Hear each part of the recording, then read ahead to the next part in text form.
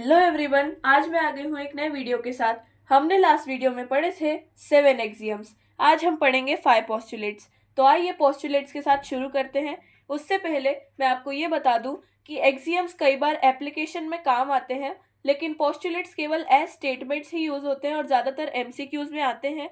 इसका एप्लीकेशन ज़्यादा नहीं दिखेगा। ये बहुत ही बेसिक से स्टेटमेंट्स होते हैं जो कि कॉमन सेंस पे बेस्ड होते हैं। आइए पढ़ते हैं।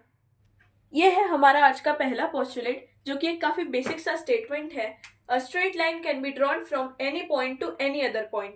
मतलब अगर हम एज्यूम करें ये है एक ए पॉइंट, तो इसका स्टेटमेंट से ये रिलेशन बनता है कि ये जो पॉइंट है ये किसी भी और पॉइंट तक जोड़ के एक स्ट्रेट लाइन बना सकता है।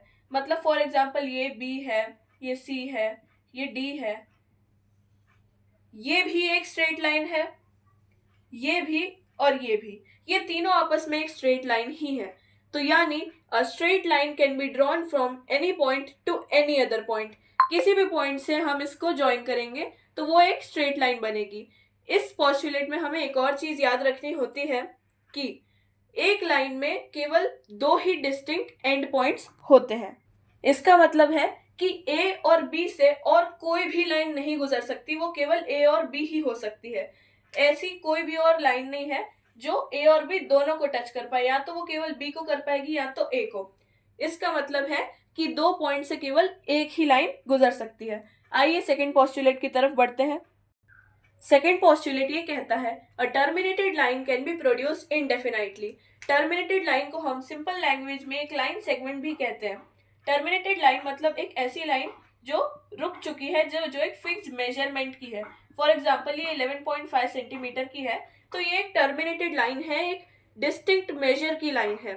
इस स्टेटमेंट का, इस पोस्टुलेट का मतलब है a terminated line can be produced indefinitely. यानी कि ये जो टर्मिनेटेड लाइन है जिसका एक डेफिनाइट मेजर है, इसको हम इनडेफिनाइटली यानी कि इनफाइनाइटली कहीं तक भी हम इसको आगे बढ़ा सकते हैं, इसे प्रोड्यूस कर सकते हैं दोनों पॉइंट से, जो कि एक नॉर्मल सी बात है कि एक लाइन को हम दोनों तरफ से इनडेफिनाइटली प्रोड्यूस कर सकते हैं। आइए थर्ड पोस्टुलेट की तरफ बढ़ते हैं। यहाँ आ गए हैं हमारे थर्ड पोस्टुलेट की तरफ, जिसका कहना है a circle can be drawn from any centre and any radius. यानी कि दुनिया का कोई भी सर्कल हम किसी भी सेंटर पॉइंट को अज्यूम करके बना सकते हैं और किसी भी रेडियस को अज्यूम करके भी बना सकते हैं। उसमें कोई फिक्स मेजर नहीं होती है। ये एक बहुत ही कॉमन सा एक स्टेटमेंट है जिसका मतलब हम सब जानते हैं। आइए अगले पोस्टुलेट की तरफ बढ़ते हैं। हमारा फोर्थ पोस्टुलेट सबसे आसान है। All right angles are equal to one another. यानी कि कोई राइट एंगल इतना बड़ा हो, इतना हो या इतना हो, सबका मेजर 90 डिग्री बिल्कुल इक्वल होगा। लेकिन अगर कोई नॉर्मल एंगल होता है, तो उसके साइज के बदल जाने से वो एंगल भी बदल जाता है। इसीलिए ये राइट एंगल वाला पोस्टुलेट सबसे इजी है। All right angles are equal to one another, भले ही वो कितने छोटे या कितने भी बड़े हों। यहाँ हम आ जाते हैं फिफ्थ पोस्टुलेट की तरफ। ज़्यादातर लोग इसे सबसे डिफिकल्ट मानते हैं क्योंकि इसकी लैंग्वेज बहुत डिफिकल्ट लगती है कुछ लोगों को, और ये सबसे बड़ा है, इसलिए मैंने इसका पूरा स्टेटमेंट नहीं लिखा। इसका मेनली ट्रांसवर्सल से पूरा रिलेशन है।